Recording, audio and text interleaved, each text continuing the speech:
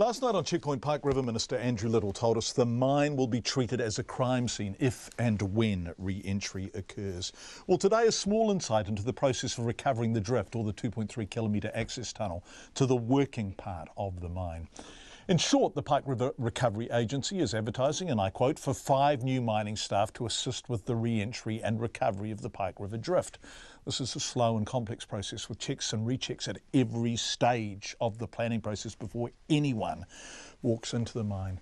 Earlier this afternoon, I spoke to the Recovery Agency's Chief Operating Officer, Dinghy Pattinson, about what workers they are advertising for.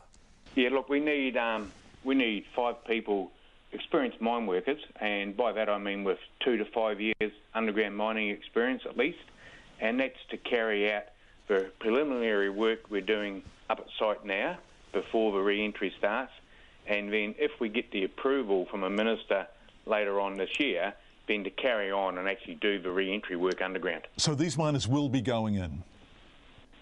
Eventually they will be going in, yes. Yeah, if you get the approval. What's the preliminary work consist of? What work will they be doing prior to re-entry? Well, at the moment we're just waiting on our nitrogen plant to arrive on site. That's due on the 1st of October, and we've got to lay a 1 kilometre steel pipeline from where that's going to be situated up to the portal, which is the entrance of the mine. And then also from there we have to lay, and that's a steel pipeline, and then we have to lay about 7 kilometres of poly pipe up through the bush to our boreholes, and that's a distance of 3.5 kilometres, but it's a twin line that we have to run, so we can get nitrogen up to the boreholes as well. So does that work? We've got to install emergency doors on the entrance of a mine, so if there's an emergency you've got to be able to, it's a regulation, you've got to be able to close the tunnel remotely. So we're due to get those fabricated. We've had them designed, and once we get them fabricated, we've got to actually install them. So does that work? So yeah, quite a bit of prelim work before we even start. Which is to make it safe, absolutely safe, right. How far have you been up the mine since the explosions? Look, I was part of a mines rescue team that went in the 300 metres originally back in November. It was back in 2011. Yeah. About July 2011 or something like that. And then we built the wall that was built at 170 metres in. And what's it like in there, Dinghy? Oh, look, in that first 300 metres we went, there was no obvious damage at all.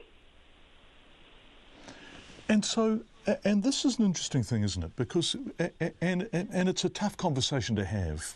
The families want a number of things. They want to understand what the hell happened. And Andrew Little told us on Checkpoint last night this will be treated as a crime scene and evidence will be gathered. There's also a hope that some bodies may be discovered and even potentially recovered, which would be an amazing thing for those families. But it's important to have clarity around how many bodies will be discovered. At the moment, you are only looking at the drift up to the rockfall, right? And it is likely that there aren't many bodies in that area. Is that your assessment? Look, and you're totally correct with what you say. Our mandate is to only recover the drift up to the rockfall, and what was said on radio last night about it being a crime scene, that is absolutely correct. So we have to treat it as such. We don't know what we'll find in the drift. We do know some obvious stuff. We've had camera footage from down boreholes. We've had camera footage from robots up to 1,500 metres. So there's around about probably 600 metres up to the rockfall that hasn't been explored at all, and we don't know what we'll find in there. But we'll be bringing equipment out that's in these areas as well. We'll be identifying what equipment needs to come out to be analysed, and that will come out. And as you said, look, as far as bodies, don't know what we'll find there, but we'll be prepared for whatever we find. Dinghy, as you know, we've spoken to many, many, many people over the past few years who have told us it's not safe and will never be safe. What makes you believe this can be done? Look, our process we're following will determine whether it's safe or not. And to date, all the planning work we've done with the technical experts hasn't highlighted any showstoppers that would say it is unsafe. Bearing in mind, we have still got to put our plan through for full risk assessment, and the three options we're looking at, we're going to risk assess those whole three options. And we've committed to the Minister that we will make a recommendation by the end of October. And there'll be two recommendations. One is, can it be done safely?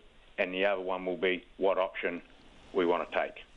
Right, and if the answer is yes, it can be done safely, and if you have fixed upon which option you want to take by then, when do you think, and obviously I'm not going to hold you to this because safety and getting it right is totally paramount, but when do you think you might be in by? Oh, look, that will depend on the Minister. We've given an undertaking to have the information to him by the end of October, and he will be seeking advice on our recommendation as well. Look, if all went to plan, we could be breaching the seal, which the seal is a 30-metre wall. We could be breaching that by the end of the year, if not early next year. That's the Pike River Recovery Agency's Chief Operating Officer, Dinghy Pattinson. Real name, Kevin Pattinson, but I don't think he's been called that by anyone for very many years.